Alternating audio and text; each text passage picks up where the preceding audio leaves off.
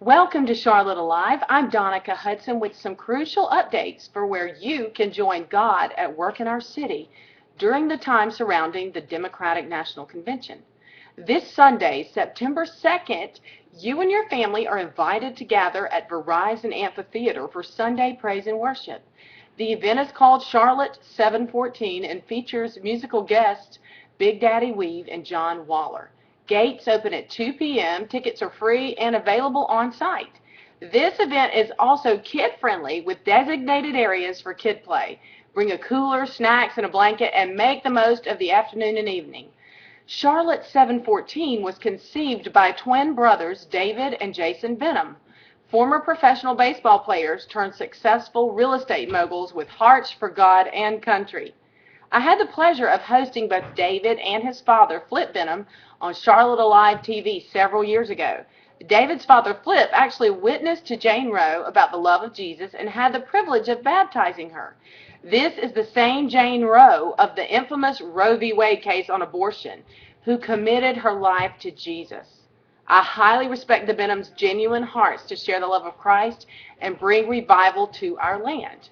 On Saturday night, September 1st, Impact Church will host a Charlotte 714 prayer night at 6 p.m. in preparation for the event the next day at Verizon Amphitheater.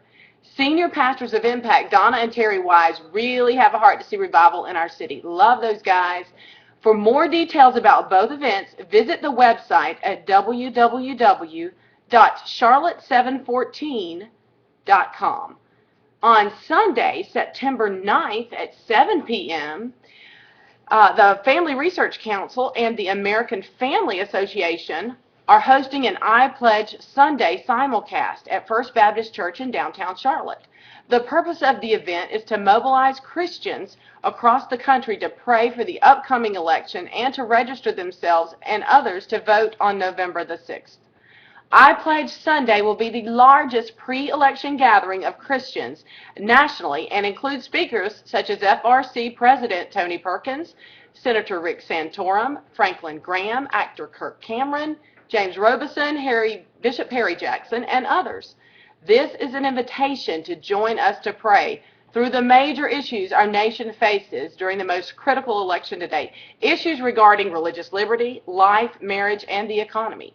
Pastors, business leaders, you can join your church or your business to the simulcast by visiting www.frc.org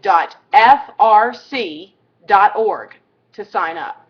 DVDs are also available for purchase to show at a later date if you cannot attend or join the live simulcast. This is great for business owners who might want to show this later. FRC chaplain and prayer director Pierre Bynum called me last week and asked me to help garner prayer support. It was his call that prompted me to do this podcast. We all must use every means we have to change the course of this nation. And this week, Charlotte becomes the focal point of the world as the DNC convenes here. And along with the DNC comes a Muslim prayer meeting in our own Marshall Park. Now, I was absolutely grieved and furious when I saw the newscast announcing how our Marshall Park in downtown Charlotte will be having a Muslim prayer meeting this Friday, August 31st, led by two imams with ties to terrorist organizations, with thousands of Muslims gathering here during the DNC. To watch the newscast, visit the Charlotte 714 website to get more information on that Muslim prayer gathering. On separate occasions, I've interviewed both Claude King and Henry Blackaby. They are co-authors of Experiencing God and experts on revival. In fact, I interviewed Dr. Blackaby in the sanctuary of First Baptist downtown, where I Pledge Sunday will convene, as Dr. Blackaby talked about Charlotte being one of the three cities that he felt God had his hand on for revival. Isn't it interesting that now we are the focal point with the DNC convening here and multiple prayer meetings happening this week and next?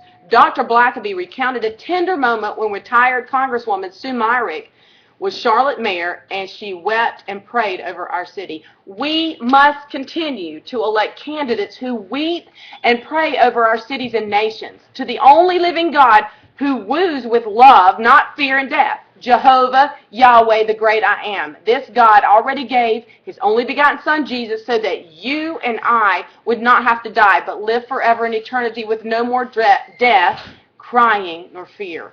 I believe that these Christian prayer gatherings, Charlotte 7:14 and I Pledge Sunday, are the solemn assemblies in Joel 1 and 2, where we gather to repent corporately, realizing that our nation is poised for severe judgment if we do not stand in the gap. In the words of British statesman Edmund Burke, evil flourishes when good men do nothing. Won't you join me in fighting this battle on our knees and in the voting booth through the Charlotte 7:14 and the I Pledge events? Thank you so much.